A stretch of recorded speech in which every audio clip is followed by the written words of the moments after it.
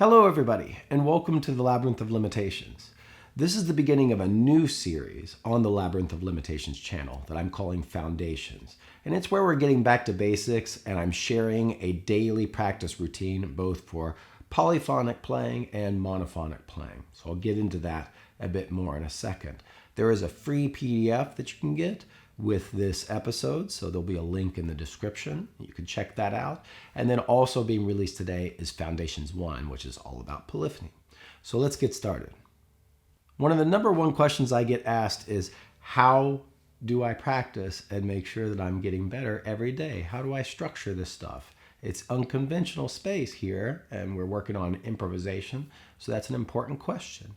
I'm dividing things up into sections. There's the big picture is that we have a polyphonic practice routine every day that is 7 parts, and we have a monophonic practice routine that is 7 parts.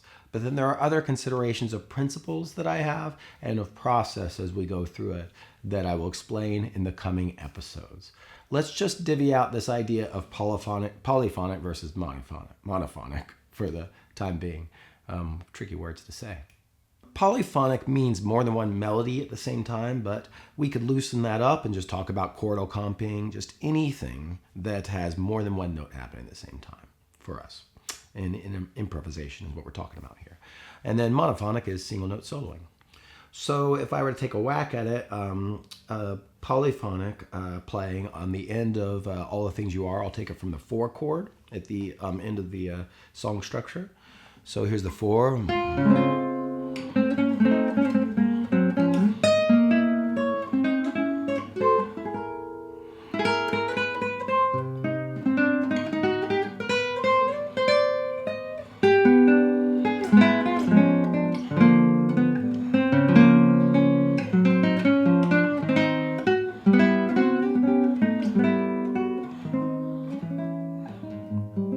That's the end of this one.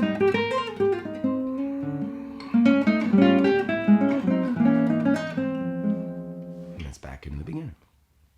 So that was some polyphonic playing, kind of lush. I'm kind of overdoing it a bit. It's very soloistic, but you could do it very simply, just supporting another player, comping. And that's what we're studying when we're talking about polyphony. And then monophonic playing, I'll take a whack at that same section. So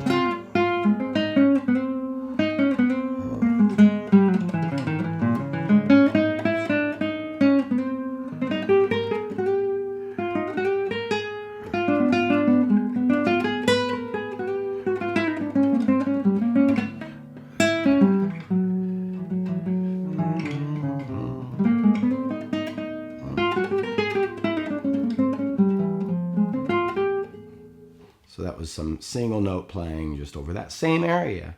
Hope that clarifies, the distinction between those two things. So this is what we're studying here. So the structure of the curriculum here is something I've been working on for a while, and I'm very excited to share with you guys. It divides into 2 big halves, and then there are some additional things to think about and to affect our practice. So half number 1 is polyphonic practice, and it divides up into 7 practice areas that we can build up level by level as we go. And Foundations 1, coming out today, will introduce this. It'll have a big PDF that has a full level 1.1 practice routine that you can learn. So that's that. And then, so that's Foundations 1. And then Foundations 2 will be about the other half, monophonic practice, which also has 7 parts. So I will get into that in that episode, which is forthcoming. In addition to these 2 big areas, though, there are these considerations. There are 4 important questions. These have to do with musical contexts. So what can I do to X pitch? Where can I summon Y object? What contexts contain Z movements? And which movements are within a given tune?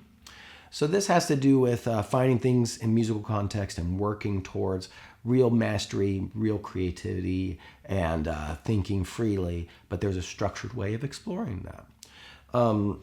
Then there are 5 aspects of practice, and these are not the same as the questions. These are things that are just always present, and we can kind of be aware of them so that we can hone these aspects through our daily practice of the 7 parts of polyphony and 7 parts of monophony.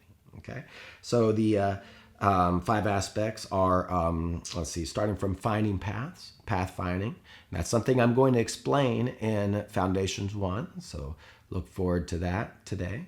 And then summoning, that's also talked about in Foundations 1, the PDF, maybe not the video.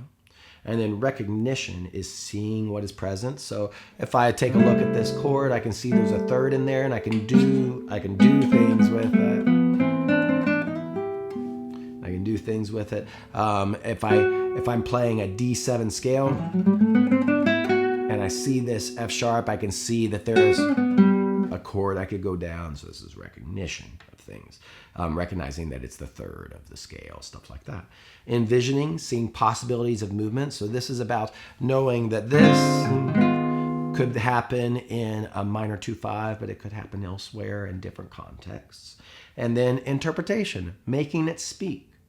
So that's kind of like the difference. Let's see if I can do something that explains that. So if I read,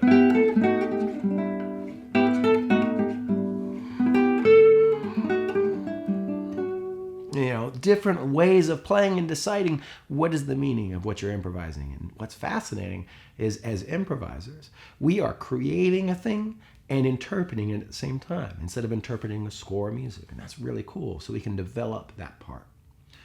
So the last of these philosophical areas that affect our practice is the timeline of the 3 phases of practice that we carry ourselves through as we work. And it's important to engage with all 3 phases as we do things. So the first one is discovery. So discovery is anything in polyphonic or monophonic practice where I find something and I'm just kind of finding it within what I know so far of the frameworks of this whole space of improvisational practice.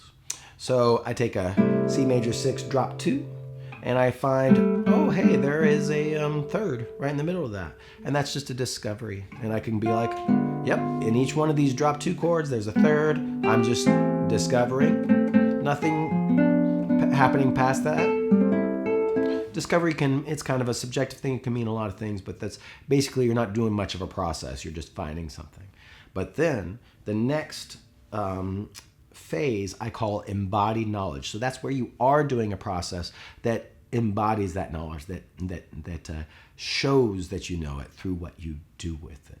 So that we want to keep it as simple as possible so that we're kind of really being structured. So hey, I can move this third up by itself. And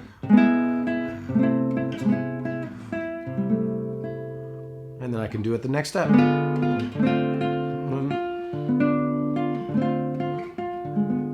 And then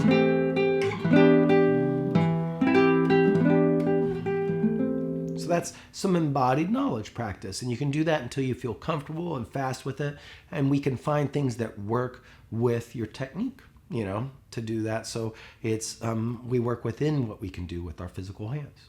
Okay, so that's phase 2, and then phase 3 is called mastery, and it does not mean that we are masters of anything. It's just the best word I could think of, and I think it is an inspiring, to think that we are trying to master things. But what mastery is in this kind of way of speaking is putting things into a tune. So being musical with it. So we're doing the phase 2 work of embodied knowledge, but now in a musical context that is meaningful, or some jazz standard, or any kind of meaningful musical context. So I could take so that was me moving around the thirds over what could be take the A train, So so any kind of motion like that, just something simple like that, just moving it around in a musical context. So that would be that third stage, which I'm calling mastery of the material, because what else do we want to do besides put it in a tune, right? So that's kind of the end of it, and we carry ourselves through these things.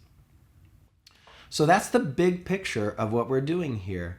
I guess I should mention that there is the Labyrinth of Limitations app in addition to the PDFs, and I will have lesson files. What's being released today is a lesson file that goes along with Foundations 1.